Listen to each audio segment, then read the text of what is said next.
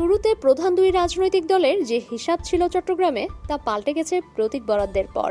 BNP চট্টগ্রামের ১৬টি আসনের প্রতিটিতেই নিজেদের প্রার্থী, অন্যদিকে জামায়াতে ইসলামের প্রার্থী ১২টিতে। জামায়াত নেতৃত্বাধীন জোট দক্ষিণ চট্টগ্রামের ৫টি আসনেই এবার বিশেষ নজর রাখছে।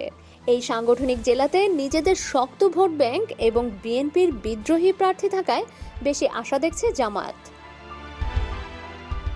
অন্যদিকে বিএনপির আস্থা বেশি উত্তরের ৭ আসনে, সেগুলোতে বিএনপির শক্তিশালী প্রার্থী আছেন এবং জামায়াত কখনো বিজয়ী হয়নি। জামায়াতে ইসলামের ঘাঁটি বলা হয় নগরের চকবাজার, দেওয়ানবাজার, আন্দরকিল্লা, পাঁচলাই সহ আশেপাশের এলাকাকে। এখানে থাকা শিক্ষা প্রতিষ্ঠানগুলোতেও একচ্ছত্র আধিপত্য তাদের।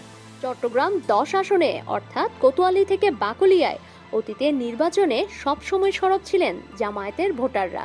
এদিকে বিএনপি নিজেদের প্রার্থী দিয়ে নগরকে জয় করার ছক কষছে প্রথম থেকেই। ভবিষ্যৎ হোক নিরাপদ, বিনিয়োগ হোক বিশ্বস্ত, আর আমার পছন্দ সল্ট বে। ওয়েলকাম টু সল্ট বে।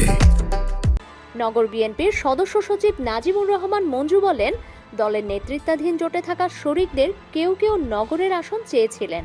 এখানে বিএনপির যে অবস্থান তাতে ভালো সম্ভাবনা দেখছি আমরা। দক্ষিণে বিদ্রোহী প্রার্থী থাকা ও অতীতে জামায়াতের বিজয়ী হওয়া প্রসঙ্গে তিনি বলেন, যারা বিদ্রোহী প্রার্থী হয়েছেন তারা ভোটের মাঠে খুব একটা ফ্যাক্টর নন। তাদের ব্যাপারে এরই মধ্যে চূড়ান্ত সিদ্ধান্ত নিয়েছে দল। তবে চট্টগ্রাম উত্তর জেলার জামায়াতে ইসলামের আমির মোহাম্মদ আলাউদ্দিন শিকদার বলেন, ভোটের মাঠে কোনটি ফ্যাক্টর আর কোনটি ফ্যাক্টর না তা আগাম বলা কঠিন। দক্ষিণে অতীতেও জামায়াত থেকে এমপি নির্বাচিত হয়েছেন, সেখানে আমাদের সাংগঠনিক শক্তিও অনেক বেশি। তবে উত্তরেও আমরা এবার আশা দেখছি। চট্টগ্রামে ১২টি আসনে লড়বেন জামায়াতে ইসলামের প্রার্থীরা। তারা জাতীয় নাগরিক পার্টিকে দিয়েছে ১টি আসন। এছাড়া বাংলাদেশ খেলাফত মজলিসকে ১টি ও এলডিপিকে ২ আসন ছেড়েছে তারা। চট্টগ্রামে বিএনপি ও জামায়াত উভয়ের সাংগঠনিক জেলা ৩টি। নগর, উত্তর ও দক্ষিণ জেলায় বিভক্ত হয়েই প্রধান এই দুই দল তাদের রাজনীতি পরিচালনা করছে।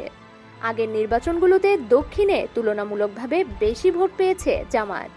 সেখানকার সাতকানিয়া লোহাগাড়া আসন থেকে একাধিকবার এমপিও নির্বাচিত হয়েছেন জামায়াতের প্রার্থী।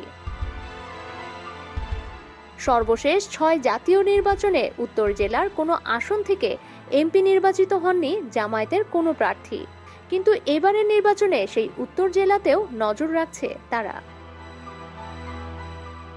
ডেস্ক রিপোর্ট, সমকাল।